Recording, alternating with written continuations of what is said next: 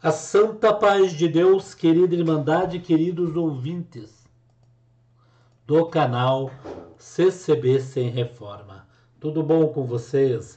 Sejam todos bem-vindos ao nosso canal da família cristã.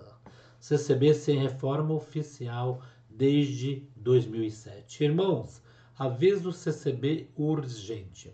Nós temos aqui um áudio do nosso querido irmão Luiz Carlos Euclides, ancião, um dos 3 anciães, né? O terceiro ancião ali do Brás, do Conselho dos Anciães, o qual o servo de Deus, irmãos, fez um áudio explicando o que é o dízimo e explicando por que a congregação que está no Brasil não adquire, né? Nós não temos o dízimo na congregação. Muitas denominações têm o dízimo, né, irmãos, para pagamento ali da folha dos pastores, né, para que pastores possam ir e vir, né, irmãos, tem ali aquele gasto, shows, quando tem shows é pago, né, irmãos, quando algum pastor viaja para um outro local, ele cobra de um outro ministério X valor para que ele possa pregar. Mas na congregação é tudo diferente, não é dízimo, é coleta, você sente no coração e dá mediante as suas possibilidades. Não é sentir de dar R$1.000, pegar o salário mínimo, né, que recebe, ou o salário e dar tudo e ficar em casa sem comprar o leite para as crianças, não. Mediante a sua prosperidade, né, logicamente um bairro, uma igreja onde só tem pessoas, advogados, juízes, né, irmãos, médicos, pessoas que ganham bem, ali eles não vão dar R$1 nem R$2. Ali tem Deus abençoa com a prosperidade, com a quantidade, já em bairros onde a maioria ali um salário mínimo, então vai contribuir com o que, né, deu o seu alcance. Mas é muito lindo a nossa querida Irmandade saber o que é o dízimo. Nosso irmão vai explicar agora o que é dízimo. Irmãos, e vamos ficando aqui para a nossa querida Irmandade interagir. É um vídeo muito importante para nós. A congregação que está no Brasil, ela adota a coleta, o sentimento. Você dá com a mão que a outra não veja. Isso, já fomos aí elogiados por pastores de outras igrejas que dizem que nós fazemos o certo. O dízimo não é pagar 10% de uma casa que vende, de uma casa que ganha, né, ou que ganha, ou doação, não é pagar nada, irmãos. Mas vou pagar a oferta para o Senhor. Então, antes de você falar por que a congregação não tem dízimo, antes de vocês ouvir algum crítico que é a favor do dízimo na igreja, olha só o que o servo de Deus aqui está explicando para a nossa querida Irmandade. Vamos ouvir? Vamos lá. Para falar sobre o dízimo, procurarei gradativamente correlacionar a real utilidade desse mandamento aos seus propósitos originais, sem o que não há como entendê-lo perfeitamente. Dízimo é uma palavra originária do latim décimo, cujo significado é 10ª parte. A rigor, sua observação antecede em pelo menos 430 anos a lei mosaica, sendo identificada a sua prática no livro de Gênesis, ocasião na qual Abraão pagou dízimo ao sacerdote eterno Melquisedeque, conforme descrito no capítulo 14 do livro de Gênesis, onde se lê: "E bendito seja o Deus Altíssimo, que entregou os teus inimigos nas tuas mãos, e deu-lhe o dízimo de tudo." No Antigo Testamento existiam 3 leis distintas: moral, civil e cerimonial. Nesse contexto, o dízimo era requerido para ser entregue junto aos holocaustos, votos, ofertas alçadas e aos sacrifícios, consoante ao que se lê no livro de Deuteronômio, no capítulo 12, onde se lê: "Então haverá um lugar que escolherá o Senhor vosso Deus, para ali fazer habitar o seu nome. Ali trareis tudo o que vos ordeno, os vossos holocaustos e os vossos sacrifícios, e os vossos dízimos e a oferta alçada da vossa mão, e toda a escolha dos vossos votos que fizerdes ao Senhor." O dízimo passou a ser usado primariamente para o sustento dos levitas, Todavia, era importante também para o sustento dos estrangeiros, órfãos e viúvas. Tratava-se de uma requisição feita por Deus sobre as posses dos israelitas. E se aplicava à agropecuária, tanto às colheitas quanto aos animais, os quais os judeus dizimavam aos levitas em obediência a Deus. Sem o dízimo, a tribo de Levi pereceria, pois não plantava e tampouco colhiam, sendo essa tribo totalmente dependente dessas dádivas, advinda das outras 11 tribos irmãs. Lembremos-nos de que os levitas eram proibidos de possuírem terras e gados. Não tinham herança, como se lê no livro de Números, no capítulo 18, onde se lê: E eis que aos filhos de Levi tenho dado todos os dízimos em Israel por herança, pelo ministério que executam, o ministério da tenda da congregação. E, novamente, em Números, no capítulo 18, se lê: Porque os dízimos dos filhos de Israel, que oferece ao Senhor, em oferta alçada, tenho dado por herança aos levitas, porquanto eu lhes disse, no meio dos filhos de Israel, nenhuma herança terão. Posto esse entendimento inicial, para bem da clareza, me pergunto, por que então assistimos, nos dias atuais, reiteradas discussões inflamadas em prol do dízimo? Qual a razão de se manter essa ordem exigida no Antigo Testamento à casa de Israel, mesmo com o magnífico advento da graça redentora que nos foi outorgada pela morte e a ressurreição do nosso Senhor Jesus? A resposta de tal persistência pode ser acreditada aos teólogos, intérpretes das Escrituras e reféns de suas respectivas hermenêuticas religiosas. Por essa razão, a esmagadora maioria das igrejas cristãs perpetuam a imposição dos dízimos ao rebanho do Senhor Jesus, não concordando do corpo ministerial de suas igrejas ser financeiramente independente do dízimo, reprovando que os pastores dependam da prática e do trabalho profissional para sua autossustentação. Apresentam, via de regra, argumentos escriturais, onde ressaltam que o Senhor Jesus estabeleceu o uso do dízimo. Para provarem essas colocações, destacam várias passagens escriturais, tais como aquelas registradas no Evangelho segundo Lucas, no capítulo 11, e no Evangelho segundo Mateus, no capítulo 23, onde se lê: Ai de vós, escribas e fariseus hipócritas, pois que dais o dízimo da hortelã e do endro e do cominho, e desprezais o mais importante da lei, o juízo, a misericórdia e a fé.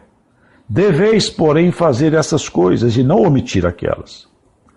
Nesses textos, como realmente se pode notar, indubitavelmente o Senhor Jesus confirma a obrigação de se dizimar. Antes de prosseguir, reconheço, e é patente aos olhos de qualquer cidadão comum, a demanda financeira de uma igreja, juridicamente falando, enquanto organização religiosa registrada e com templo aberto ao público. Mesmo a despeito do entendimento da prática do dízimo não resultar de nenhuma ordenança da graça, importa ressaltar que todas as igrejas debaixo do sol necessitam de recursos financeiros. Sempre haverá uma gama variada de necessidades que urgirão ser supridas. É mister, à guisa de exemplo, atender aos necessitados e não deixar os irmãos mendigar o pão. Há de se construir templos para a realização dos cultos. E, além disso, as edificações demandam manutenções, entre outras coisas. De outra sorte, nenhuma igreja teria como subsistir na figura de uma instituição aberta. Por essa razão, é natural a prática de ofertas voluntárias para o atendimento dos necessitados, manutenção dos templos, para viagens missionárias dos irmãos, os quais não estão ou não possuem condições financeiras suficientes para esse gasto, etc. Mesmo nesses casos, não devemos nos esquecer de fazer essas ofertas em caráter anônimo, de modo a não projetar perante a igreja o nome de quem as faz, porquanto está escrito no Evangelho segundo Mateus, no capítulo 6, onde se lê: Mas tu, quando deres esmola, não saiba a tua mão direita o que faz a tua esquerda. O ponto polêmico desse assunto deve-se ao fato desses valores não deverem jamais ser destinados a pagamento de nenhuma atividade ministerial em nenhum escalão. Em verdade, todo o corpo sacerdotal de Cristo deve abdicar-se de ser remunerado para o exercício ministerial, em conformidade com as instruções do apóstolo dos gentios, a saber, Paulo, o nosso apóstolo. Fica notório que não é proposta aqui condenar aqueles que praticam o dízimo nem aqueles que se sustentam por intermédio dessa forma de renda. Respeito àqueles que expressam bênçãos alcançadas pelo pagamento do dízimo de suas finanças. No entendimento desses tais, eles fazem a oferta do dízimo como fruto de fé. Isso não deixa de ser uma modalidade de oferta. Somos livres para fazer votos a Deus.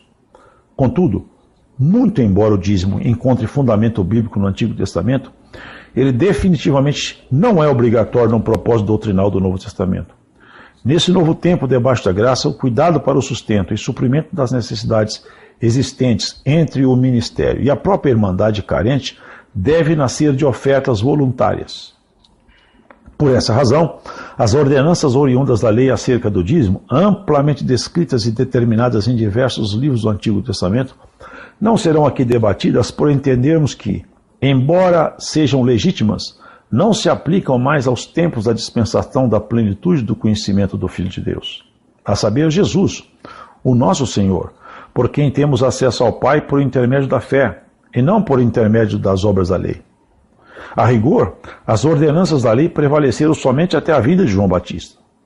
Entretanto, quando alguns religiosos discursam em defesa da prática ministerial do dízimo, as primeiras citações apontadas de chofre para polemizar são sempre passagens como a descrita no livro do profeta Malaquias, no capítulo 3, onde se lê: Roubará o homem a Deus? Todavia vós me roubais e dizeis: em que te roubamos? Nos dízimos e nas ofertas alçadas. Entendedores que somos que a lei foi integralmente cumprida por Cristo, não nos deteremos, para efeito de exames, em preceitos referendados restritivamente no Antigo Testamento, os quais não tenham sido corroborados diretamente pelo Senhor Jesus ou pelos seus santos apóstolos no Novo Testamento. É interessante frisar um fato marcante.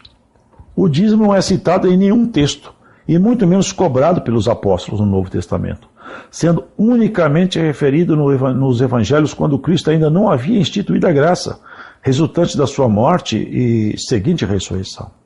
Ou seja, no Novo Testamento são citadas apenas ofertas voluntárias, assunto acerca do qual o apóstolo Paulo trata em alguns pontos de suas epístolas. Consideremos isso. Se o dízimo fosse regra a ser seguida pela igreja, essa seria uma ação citada e cobrada por parte dos apóstolos como sendo ponto de doutrina. Todavia, tal assunto não se acha registrado em nenhuma das cartas apostólicas. A verdade é que o dízimo é um assunto simplesmente ignorado no Novo Testamento, nenhuma vez resgatado ou solicitado pelos apóstolos em suas santas epístolas. Além disso, caso o dízimo fosse praticado nas igrejas, não ocorreriam reclamações da falta de ofertas voluntárias por parte do apóstolo Paulo. Ora, se havia recebimento de dízimo entre os presbíteros primitivos, se tratasse de uma obrigatoriedade, esse aporte financeiro supriria as necessidades às quais Paulo aludia. Ademais disso, caso a igreja praticasse a cobrança de dízimo naquele tempo, estaria ela concorrendo, agindo paralelamente aos preceitos do judaísmo, uma vez ser essa uma observância da lei, e por conseguinte, estaria ela se sujeitando novamente aos termos da lei mosaica, da qual fora liberta por Cristo. Passemos à análise dos trechos que registram a prática de dízimos, cujas referências possam servir de base para a elucidação da vontade de Deus a respeito desse imposto cobrado sobre os bens materiais do povo de Deus no Antigo Testamento. Tomemos por referência inicial a afirmativa na qual se apoiam muitos teólogos para a manutenção do dízimo, a qual se acha contido no Evangelho narrado segundo Lucas, no capítulo 11, e por Mateus, no capítulo 23, segundo a qual o Senhor Jesus afirmava ser necessário aos israelitas ofertarem o dízimo de suas rendas. Para que possamos adquirir uma perfeita compreensão desse texto, devemos nos lembrar que naquela época o Senhor Jesus não havia cumprido a lei. Até então a graça de Deus não estava dispensada aos crentes, visto que ele, o Mestre, ainda encontrava-se presente entre os homens, num corpo de um judeu chamado Jesus. Isto é, a salvação não estava completada, a sua missão não estava consumada na cruz, conforme se entende pelas palavras do apóstolo João em seu Evangelho, no capítulo 16, onde se lê: Todavia digo-vos a verdade, que vos convém que eu vá, porque se eu não for, o Consolador não virá a vós. Mas se eu for, enviar-vos-ei. Fica evidente, por essa leitura, que a mercê, os benefícios advindos do Novo Testamento, as novas ordenanças da graça, ocorreriam exclusivamente quando o Senhor fosse ao Pai. Esta era, com toda certeza, a razão pela qual o Senhor dizia que era necessário dizimar, para cumprirem as ordenanças da lei, pois até aquele momento vigorava a lei mosaica. Contudo, já pelo anúncio de sua paixão anteriormente profetizada, assinalava-se o final da vigência da lei, demarcando-se um novo período relativo ao reinado de Cristo, regido por novas regras de proceder, conforme se pode verificar no Evangelho segundo Lucas, no capítulo 16, onde se lê: a lei e os profetas duraram até João. Desde então é anunciado o reino de Deus e todo homem emprega força para entrar nele. É importante ressaltar que a verdade chegou até nós por intermédio de nosso Senhor Jesus e não pela lei mosaica. Essa é uma constatação fácil de se fazer, de modo absoluto, com base no Evangelho segundo o apóstolo João, no capítulo 1, onde se lê: porque a lei foi dada por Moisés, a graça e a verdade vieram por Jesus Cristo. Ora, se a verdade nos foi revelada por Jesus Cristo, ficaremos nós então nos batendo em direitos que são legados da lei, tais como a observância de sábados, pagamento de dízimos e coisas semelhantes a essas? Ou não sabemos que a lei atuou como uma espécie de preceptor da humanidade? E isso somente até a chegada da graça. Vejam essa confirmação no epístolo do apóstolo Paulo aos Gálatas, no capítulo 3, onde se lê: de maneira que a lei nos serviu de aio para nos conduzir a Cristo, para que, pela fé, fôssemos justificados. Não nos enganemos. Quem justifica o homem é a fé, e isso sem as obras da lei, conforme se percebe claramente na epístola do apóstolo Paulo aos Romanos, no capítulo 3, aonde se lê: concluímos, pois, que o homem é justificado pela fé sem as obras da lei. Quem, pois, deseja guardar os preceitos da lei mosaica deve se lembrar que a real obediência à lei nos leva ao Evangelho de Cristo. Essa convicção pode ser adquirida pela declaração do apóstolo Paulo em sua carta aos Romanos, no capítulo 10, onde se lê: porque o fim da lei é Cristo, para a justiça de todo aquele que crê. De outra sorte, estaremos destruindo em nós mesmos a graça de Deus, conforme nos ensinou o mesmo apóstolo em sua epístola destinada aos Gálatas, no seu capítulo 2, onde se lê: não aniquilo a graça de Deus, porque se a justiça provém da lei, segue-se que Cristo morreu debalde. Avançando um pouco mais nesse assunto, perceberemos que a matéria doutrinal relativa ao dízimo poderá ser bem esclarecida por intermédio das citadas leituras das epístolas do apóstolo Paulo, das quais emanam divinais orientações relativamente a esse conteúdo, e são destinadas à formação do corpo ministerial da igreja.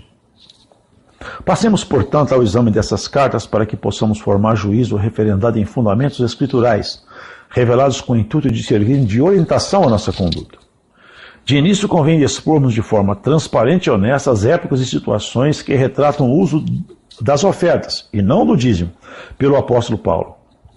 A bem da verdade, aos irmãos de Corinto, o apóstolo confessa já haver se beneficiado financeiramente de algumas igrejas em certas ocasiões de sua vida. Essa declaração encontra-se na segunda epístola destinada aos Coríntios, em seu capítulo 11, onde se lê: outras igrejas despojei eu para vos servir, recebendo delas salário. E quando estava presente convosco e tinha necessidade, a ninguém fui pesado. Entretanto, ao lermos com atenção todas as suas cartas, entendemos claramente que as aludidas ocasiões nas quais Paulo dependeu de algumas igrejas foram exceções ao longo do seu apostolado. Ele aceitou somente salário por um período de tempo de sua missão, quando ainda não se sustentava pelo seu próprio trabalho.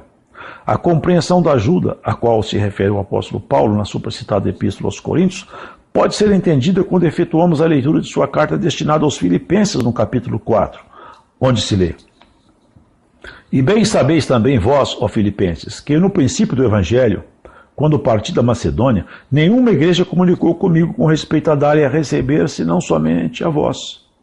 Porque também uma e outra vez me mandastes o necessário a Tessalônica.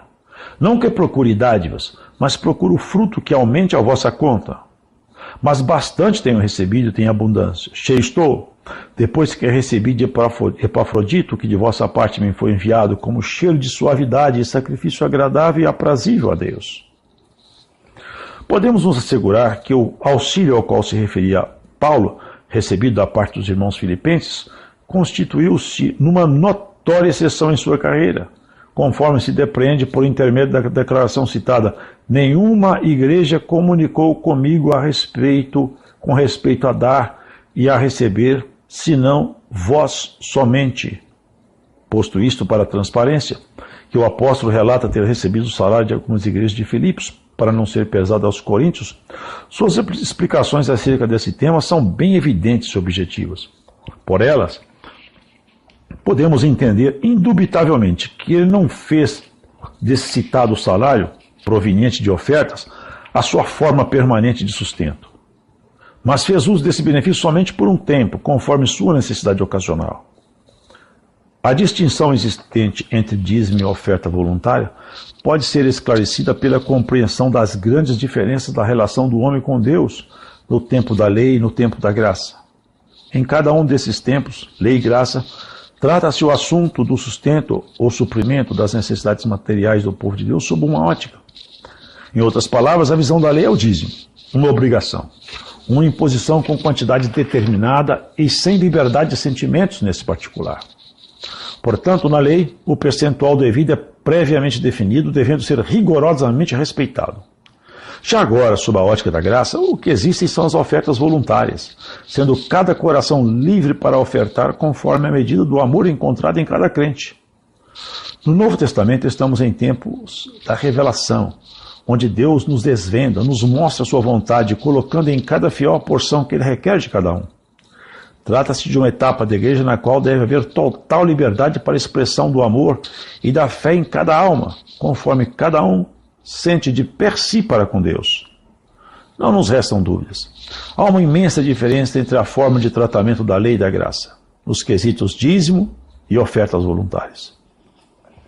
Segundo suas próprias exposições, o apóstolo demonstra que, segundo a lei mosaica, poderia ele requerer frutos materiais dos coríntios ou de qualquer outra igreja. Vide a primeira epístola a Timóteo e no capítulo 5, que também é uma repetição da epístola aos Coríntios no capítulo 9, quando cita, em sua primeira epístola destinada aos daquela nação, em seu capítulo 9, onde se lê: porque na lei de Moisés está escrito, não atarás a boca ao boi que trilha o grão. Porventura tem Deus cuidado dos bois? Ou não o diz certamente por nós? Vejam que interessante. Paulo aqui não fez referência aos dízimos. Não usa ele de trechos do Antigo Testamento que justificariam tal prática. Antes ele cobra o direito concedido pela palavra de Deus de ajuda por parte da igreja para a realização de sua missão de apóstolo, referindo-se a ofertas voluntárias. Continuando, notem qual é a postura do apóstolo, descrita nessa mesma epístola, no capítulo 9, no versículo 18, onde se lê: logo que prêmio tenho, que evangelizando, proponha de graça o Evangelho de Cristo para não abusar do meu poder no Evangelho. Outra vez, Paulo deixa-nos entrever a sua postura inequívoca de não aceitação do dízimo, dizendo em seguida, na mesma epístola, no capítulo 9, no versículo 13, não sabeis vós que os que administram o que é sagrado comem do que é do templo? E que os que de contínuo estão junto ao altar participam do altar? Assim ordenou também o Senhor aos que anunciam o Evangelho, que vivam do Evangelho. Mas eu de nenhuma destas coisas tenho usado, nem escrevo isso para que assim se faça comigo, porque melhor me fora morrer do que alguém fazer vã esta minha glória. É límpida a leitura que se faz desses textos, a qual nos aponta os direitos sacerdotais no tocante ao dízimo, ao mesmo tempo reconhecendo sua origem na lei mosaica e não os restabelecendo na graça de nosso Senhor Jesus Cristo na forma de obrigação. De outra sorte, o apóstolo Paulo erraria não os praticando e ainda sugerindo que o imitássemos nessa conduta. Convém citar que outros discípulos do Senhor punham em prática o mesmo procedimento espiritual de não cobrar dízimos, conforme se vê escrito na Epístola aos Coríntios, no capítulo 12, onde se lê: roguei a Tito e enviei com ele um irmão. Porventura Tito se aproveitou de vós? Não andamos, porventura, no mesmo espírito, sob as mesmas pisadas? E não somente em Corinto, senão que em diversas regiões por onde Paulo passava, adotava a mesma regra, trabalhava para não ser pesado a ninguém, mostrando que, independentemente da lei mosaica autorizá-lo a se sustentar pelas mãos das igrejas, ele não se valia dessa prerrogativa, considerando que este direito estava vinculado à lei mosaica, e não à graça de Cristo. Considerem bem, caso a prática do dízimo fosse aplicada na igreja, nessa carta ele falaria abertamente sobre isso. Mas vê-se nitidamente o custo da explanação de Paulo, o qual segue na linha de ofertas voluntárias. Posição clara, correta e coerente com o tempo da graça. Essa afirmação encontra-se sustentada pelas declarações contidas na primeira epístola do apóstolo Paulo aos Tessalonicenses, seu capítulo 2, onde se lê: Porque bem vos lembrais, irmãos, do nosso trabalho e fadiga, pois trabalhando noite e dia para não sermos pesados a nenhum de vós, vos pregamos o Evangelho de Deus. Aqui novamente, em sua segunda carta destinada aos Tessalonicenses, o santo apóstolo relembra sua forma de vida e conduta, declarando sua independência das receitas das igrejas, esclarecendo isso no capítulo 3, seu versículo 7. Porque vós mesmos sabeis como convém imitar-nos, pois que não nos ouvemos desordenadamente entre vós, nem de graça comemos o pão de homem algum, mas com trabalho e fadiga, trabalhando noite e dia para não sermos pesados a nenhum de vós. Não porque não tivéssemos autoridade, mas para vos dar em nós mesmos exemplos para nos imitardes. Paulo não usou da lei mosaica para impor a prática do dízimo, pois sabia que esse proceder estaria fora da dispensação da luz de Deus. O Senhor não estabeleceu a obrigatoriedade do dízimo por parte da igreja, a fim de que o Evangelho de Jesus Cristo fosse pregado com total liberdade, não marcando uma relação danosa entre fé e dinheiro no trato do ministério com a Irmandade. Pesemos o fato do apóstolo Paulo não ter feito questão nem mesmo de ofertas voluntárias durante a maior parte do exercício do seu ministério. Ao longo de sua carreira, os gastos com morada e alimentação do apóstolo decorriam das receitas que ele recebia pela prática de sua profissão de artesão de tendas, podendo isso ser verificado em Atos dos Apóstolos, no capítulo 18, onde se lê: E achando-se um certo judeu por nome Áquila, natural do Ponto, que havia pouco tinha vindo da Itália, e Priscila sua mulher, pois Cláudio tinha mandado que todos os judeus saíssem de Roma, se juntou com eles. E como era do mesmo ofício, ficou com eles e trabalhava, pois tinham por ofício fazer. Irmãos, perceba só essa explicação que o servo está dando, né? Como era usado antes, lá atrás, nas tribos, o dízimo. E hoje eles querem trazer para a igreja. Tem crítico aí que vocês vê, que eles são críticos, mas quando eles estavam na congregação, eles queriam que a congregação tivesse o dízimo. Por quê? Eles se achavam que ia ter algum ministério e ali receber o dízimo. Como a congregação nem lhe deu o ministério e nem fez a prática do dízimo, né, uma igreja centenária, 114 anos, então esses críticos hoje vêm na internet aí criticar. Mas lá atrás eles queriam era o dízimo na igreja. Vamos acompanhar mais de perto. Tendas. Muito embora o dízimo levítico, legado à lei mosaica, não tenha sido o sustento da vida dos apóstolos, observamos que o Senhor Jesus recomendava aos evangelistas se alimentarem às expensas das casas onde se hospedassem, sem se preocuparem em como obter os seus mantimentos antecipadamente antes de suas viagens missionárias, considerando que isso era o mínimo que se poderia oferecer a quem se ocupasse dessa missão gloriosa. Essa determinação está relatada no Evangelho segundo Lucas, no capítulo 10, e no Evangelho segundo Mateus, no mesmo capítulo, onde se lê: E em qualquer casa onde entrardes, dizei primeiro, paz seja nesta casa. E se ali houver algum filho de paz, repousará sobre ele a vossa paz. Senão, voltará para vós. E ficai na mesma casa, comendo e bebendo do que eles tiverem, pois digno é o obreiro do seu salário. Aqui, nessa passagem, salário reporta-se ao alimento necessário ao sustento dos evangelistas, e não trata nada acerca do dízimo sacerdotal, em absoluto. Uma passagem nos chama a atenção e acha-se narrada na epístola do apóstolo Paulo aos Gálatas, em seu capítulo 6, onde se lê: E o que é instruído na palavra reparta de todos os seus bens com aquele que o instrui.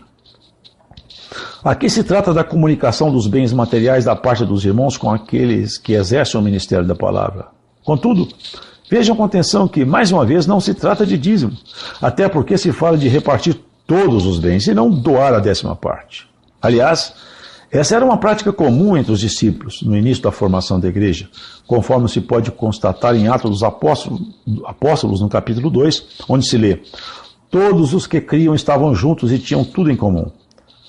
Amados, observe que o apóstolo Paulo, trabalhando diariamente para o seu próprio sustento, recomenda, não mais aos coríntios, tampouco somente aos efésios, senão ao corpo ministerial da igreja, exortando-os a adotar a sua maneira de agir, encomendando-os ao trabalho para o sustento pessoal e aconselhando-os a ignorarem os atrativos financeiros das ofertas.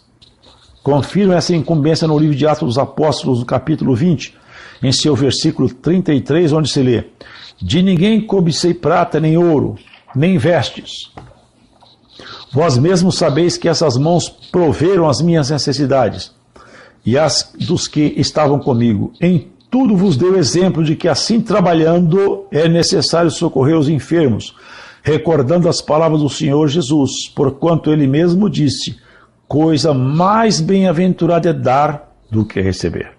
O próprio Senhor Jesus fez uma advertência especial com relação à missão ministerial dos 12 apóstolos, conforme se pode ler no Evangelho segundo Mateus, no capítulo 10, onde se lê: curai os enfermos, limpai os leprosos, ressuscitai os mortos, expulsai os demônios, de graça recebestes, de graça dai. Pelos esclarecimentos há pouco expostos, ficam notórias quais são as referências que amparam a prática do ministério não assalariado. Entendo ser essa uma forma excelente de consagração ao Senhor Jesus, trabalhando de maneira voluntária e desinteressada e assumindo o ministério como vocação espiritual e não como estratégia de sustento. Essa deverá ser a opção preferencial da igreja que ansiar um maior grau de perfeição de acordo com a proposta feita pelo apóstolo Paulo, o qual recomenda que sejamos seus imitadores. Vide a epístola destinada aos Filipenses no capítulo 3, onde se lê: mas naquilo a que já chegamos, andemos segundo a mesma regra e sintamos o mesmo. Sede também meus imitadores, irmãos, e tende cuidado segundo o exemplo que tendes em nós, pelos que assim andam. Outra vez leiam a primeira epístola destinada aos Coríntios, no seu capítulo 4, onde se lê: admoesto-vos, portanto, a que sejais meus imitadores. Novamente no capítulo 11, sede meus imitadores, como também eu de Cristo. Ouso, portanto, atestar que na graça de nosso Senhor Jesus não se requer mais o pagamento de dízimos e imposto aos moldes da escritura da lei mosaica, existindo vários capítulos em diversas epístolas que tratam esse tema. Na epístola aos Hebreus, por exemplo, se pode entender que a ordenança advinda da lei mosaica, referente à prática de dízimo, não era mais cabível na plenitude do sacerdócio de Cristo nosso Senhor. Ali se vê claramente a demarcação do fim da lei pelo levantamento de um outro sacerdócio, mais sublime, segundo uma ordem de sacerdotes eternos, a ordem de Melquisedeque, a saber. Ponham atenção na explicação contida na epístola do apóstolo aos Hebreus, no capítulo 7, onde se lê: de sorte que, se a perfeição fosse pelo sacerdócio levítico, porque sob ele o povo recebeu a lei, que necessidade havia logo de que outro sacerdote se levantasse segundo a ordem de Melquisedeque e não fosse chamado segundo a ordem de Arão? Porque, mudando-se o sacerdócio, necessariamente se faz mudança da lei. Marca-se aqui o intervalo de tempo de vigência do dízimo, o qual perdurou desde Abraão até o sacerdócio levítico. Em seguida, vê-se no mesmo capítulo, no versículo 18, onde se lê: pois, com efeito, o mandamento anterior é abrogado por causa de sua fraqueza e inutilidade. Ao final, permanece a prática de coletas, ou seja, das ofertas voluntárias, as quais existiam nas igrejas primitivas, conforme podemos constatar na epístola do apóstolo Paulo aos Romanos, em seu capítulo 15, onde se lê: mas agora vou a Jerusalém para ministrar aos santos, porque pareceu bem a Macedônia e a Caia fazerem uma coleta para os pobres dentre os santos que estão em Jerusalém. E isto lhes pareceu bem, como devedores que são para com eles, porque se os gentios foram participantes dos seus bens espirituais, devem também ministrar-lhes os temporais. Assim que, concluindo isto, e havendo-lhes consignado este fruto, de lá, passando por vós, irei à Espanha. Outra vez encontramos referência a essas coletas na primeira carta aos Coríntios, no capítulo 16, onde se lê: ora, quanto à coleta que se faz aos santos, fazei vós também, o mesmo que ordenei às igrejas da Galácia. No primeiro dia da semana, cada um de vós ponha de parte o que puder juntar, conforme a sua prosperidade, para que se não façam as coletas quando eu chegar. Novamente encontramos referência a essas coletas na segunda carta aos Coríntios, no capítulo 9. Portanto, eu tive por coisa necessária exortar estes irmãos para que primeiro fossem ter convosco e preparassem de antemão a vossa bênção já antes anunciada, para que esteja pronta como bênção e não como avareza. São essas colocações que eu queria fazer sobre o dízimo, para que esse assunto fosse tratado com os termos da palavra de Deus. Deus vos abençoe.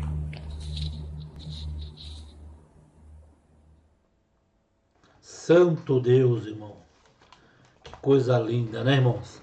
A obra de Deus é linda, né? O nosso irmão Luiz Carlos Euclides dando esta explicação para nossa querida Irmandade. Porque, irmãos, sempre aqui no canal vem muitos perguntando por que a congregação não adere ao dízimo, né, irmãos? E nós temos aí várias pessoas que estão fora da igreja em que gostaria de ser pastor ali na igreja, né? Estudam a Bíblia e por eles teria dízimo, olha, teria dízimo para eles terem um salário maior. Mas, irmãos, a congregação é tudo pela obra de Deus, né, irmãos? A congregação não tem isso de dízimo, dá com a mão que a outra não veja, é o intento do coração, e é uma obra, irmãos, que cresce, constrói, atende o necessitado, viajam e ainda tem os diversos. E a manutenção de cada templo, irmãos. É uma obra que todos, né, colaboram, né, irmãos? E, irmãos, olha, veja bem, quando vier alguém aí na internet falar das coletas da congregação, para você não dar coleta, que compra uma cesta básica, né, e pega o seu dinheiro e distribui, tome cuidado, porque essas mesmas pessoas, né, que são perseguidores, não são cristãos, são perseguidores da obra dessas mesmas pessoas, eles fazem vídeo pedindo Pix, pedindo dinheiro e às vezes até querendo fazer obra de caridade com o dinheiro dos outros, jogando para você esta responsabilidade para você ajudar outras pessoas. Você, como tem um coração bom, você vai ali e deposita o dinheiro. Mas percebe-se que quando eles vão atacar a congregação, eles falam bem assim: olha, de vez dar coleta na congregação, vai lá comprar a cesta básica e dá. Só que quando é no canal deles, eles querem que você dê para eles fazer, para eles tomar aí. Praticamente vocês dão dinheiro, mas eles vão se aparecer, né? Vão fazer caridade com seu dinheiro. Então, se você está dentro da congregação, você já entendeu o que é coleta, como é ali dentro, né, irmãos? Porque hoje em dia, eles falam bem, a congregação faz templo, a congregação tem a obra da piedade, a congregação tem a manutenção, tem as viagens. Imagine, irmãos, se esse dinheiro não entrasse em nenhum desses setores. Como seria? Alguém estaria pondo a mão nesse dinheiro, né? Com certeza, né? As leis aí do país, que tinha que ter cada templo o álcool gel, o aferidor de temperatura, limpando a igreja, organizando os gastos e a nossa querida Irmandade aí contribuindo. Então, irmãos, essa obra de Deus, ninguém vai acabar com ela. Ninguém vai acabar com isso que tem dentro da congregação. Este é um áudio maravilhoso. Deus abençoe nosso irmão Euclides. Vamos orar pelo ministério do Brás, pelo ministério da nossa comum. Não só do Brás, mas da nossa comum também. Os anciães, cooperadores, diáconos, cooperadores de jovens, encarregados, vai até auxiliar de jovem. É o ministério local da congregação cristã no Brasil. Você gostou deste vídeo? Deixa aí sua opinião. Vamos opinar? Vamos compartilhar? Vamos dar o joinha para a gente dar resposta para esses perseguidores? Que a obra de Deus é limpa, cristalina. Ficamos aqui, Deus abençoe e fique com Deus e um bom domingo para todos nós. Fique com Deus, queridos. Até o próximo domingo, se Deus quiser, Ele há de aqui. Porque juntos lutaremos pela vida eterna.